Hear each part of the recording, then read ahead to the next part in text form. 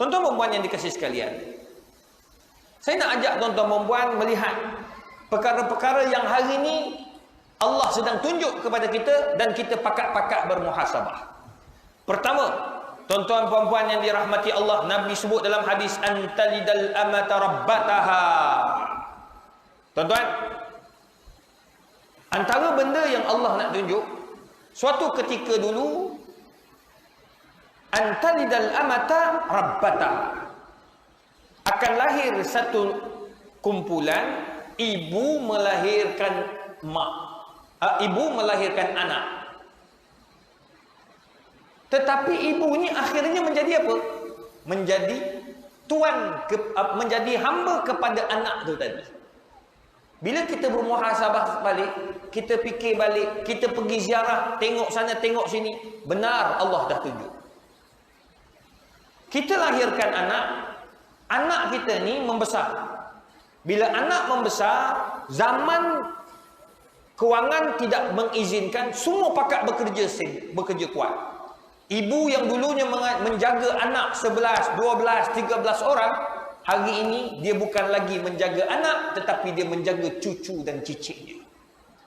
Kadang-kadang kita fikir balik, Ustaz, kan Nabi SAW ada sebut antalidal amata rabbataha, seorang hamba melahirkan, seorang perempuan melahirkan anak, anak itu akhirnya menjadi tuan kepada yang melahirkan. Tuan-tuan, hari ini nampak lebih teruk lagi, tuan-tuan perempuan. Kita pergi hantar bantuan makanan dekat KL, kita selalu pergi hantar makanan untuk gelandangan, tuan-tuan. Di sini kita belajar. Saya banyak belajar, tuan-tuan. Ustaz Abid Liu pergi ke gelandangan, banyak dia belajar. Saya banyak belajar, pergi hantar makanan. Bila hantar makanan pukul 2 pagi, tuan-tuan, makan nasi dengan begitu lahapnya. Sebab apa? Sebab tak jumpa makanan. Tuan-tuan, bila tanya pakcik, dah lama ke duduk kat sini? Mana rumah pakcik? Mana anak-anak pakcik? Tuan-tuan, ada dalam kalangan mereka cakap orang putih, tuan-tuan. Cakap orang putih. Saya kata, orang tua ni tak boleh cakap Melayu ke? Tapi tengok, hidung kepek. Nampak Melayu ni, rupa-rupanya, tuan-tuan perempuan, dia ni Melayu. Dia ni pegawai bank. Orang besar bank, tuan-tuan perempuan. Terkejut saya, tuan-tuan. Bank tu sama sebut nama bank, tapi bank terkenal dekat Malaysia. Pegawai bank. Asal mana, tuan-tuan? Negeri Sembilan. Bukan PD lah. Tuan-tuan, bukan nak bagi tahu saya kata macam mana pakcik boleh ada kat sini. Apa jawab dia? Pakcik silap. Dulu masa pakcik susah, masa pakcik senang, pakcik ada duit, pakcik fikir hanya nak kejar dunia. Pakcik beli rumah, pakcik beli tanah, tapi pakcik lupa untuk jaga amanah Allah Ta'ala, iaitu anak-anak pakcik. Pakcik tak pernah hantar anak pakcik belajar agama. Pakcik nak dia jadi orang hebat, dia belajar tinggi-tinggi. Tapi Alhamdulillah mereka sudah membesar. Tapi bila besar, nama rumah pakcik turun selepas arwah isteri meninggal, harta dibedak-bedakkan, nama rumah yang pakcik duduk, pakcik bagi pada anak pakcik. Tapi pada hari ini, anak halau pakcik keluar daripada rumah. 1 sen pun pakcik tak ada. Tuan-tuan, ada benda yang Allah nak ajar kepada dia.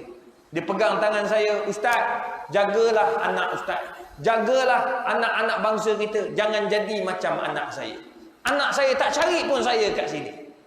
Tuan-tuan, dia ada nombor anak tapi tak mau telefon. Dia kata tak apalah.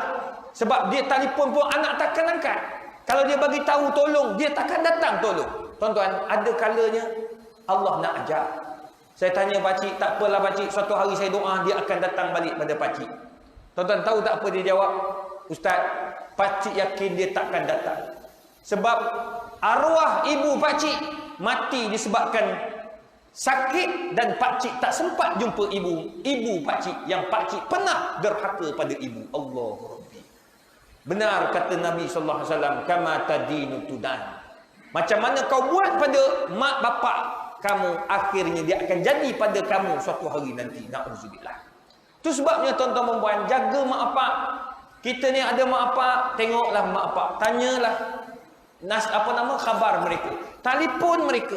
Kalau isteri, suami kita boleh telefon tiap-tiap hari, telefonlah mak bapak kita. Tanya khabar dia.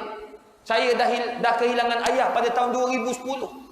Hari ini umur dah 10 tahun ayah saya meninggalkan saya. Tuan-tuan, selalu saya teringat, kalaulah ayah aku ada, pasti dia bangga dengan apa yang aku dapat. Apa yang anak-anak dia dapat, 11 orang. Semuanya masuk universiti. Semuanya jaga mak bergilir-gilir. Beli rumah untuk mak. Kalau ayah ada, mesti dia gembira. Tuan-tuan, kadang-kadang kita teringin nak cakap dengan ayah, tapi tak dapat. Kami hanya mampu lihat dalam mana? Kat mimpi. Bila mimpi, dapat jumpa ayah, pakat letak dalam WhatsApp group. Alhamdulillah, jumpa papa. Tapi tak cakap apa-apa. Tuan-tuan, masa mak bapak ada, tanyalah khabar mereka. Sebab ini tanda akhir zaman. Tuan-tuan pergi rumah orang-orang tua. Berapa ramai pakcik-pakcik, makcik-makcik yang ada anak-anak tetapi tidak diziarahi oleh anak-anak mereka. Yang saya tak boleh terima, tuan-tuan, saya menangis. Ada seorang pakcik tu ditinggalkan oleh anak dekat mana? Dekat stesen minyak. Ayah nak buang air, dia bawa ayah pergi bilik air, dia naik kereta, dia balik macam tu dia, tuan-tuan. Orang stesen minyak telefon cari tak jumpa. Tanya ayah nombor telefon anak, tak ada. Lah kali bawa ke rumah orang tua-tua dekat Kajang. Saya pergi ceramah dekat orang tua-tua Kajang, menangis pakcik-pakcik ni. Saya kata tak apalah pakcik, doakan yang baik-baik. Maknanya Allah Ta'ala nak uji pakcik-pakcik. Menangis pakcik tu. Dia kata saya ditinggalkan dekat Petronas, Ustaz. Hinanya saya, tuan-tuan. Tapi bila kita kaji balik, dia kata, Ustaz, tapi saya redha. Dulu saya pernah buat pada ayah saya. Begitulah jadi balik kepada dia. Tuan-tuan membuat. Ini yang disebut oleh para ulama. Tanda-tanda akhir zaman. Manusia lupa siapa mak bapak dia. Bahkan lebih teruk lagi. Dia sudah ada pangkat besar. Malu nak ngaku itu bapak dia datang dengan pakaian yang lusuh. Na'udzubillah min zalik. Nak ambil gambar, malu tuan-tuan. Tak apalah, tak payah selfie, tak apa. Sebab apa? Bapak aku huduh orangnya. Aku berpangkat tinggi. Bang, siapa kita? Ini akhir zaman. Oleh sebab itu tuan-tuan kena beringat. Didiklah anak-anak ni. Biar dia orang ni biasa-biasa datang masjid. Bila dia datang masjid, mak bapak ni sekurang-kurangnya ada rahmat. Rahmat apa? Anak-anak akan belajar bagaimana kita ini nak menghormati ibu bapa.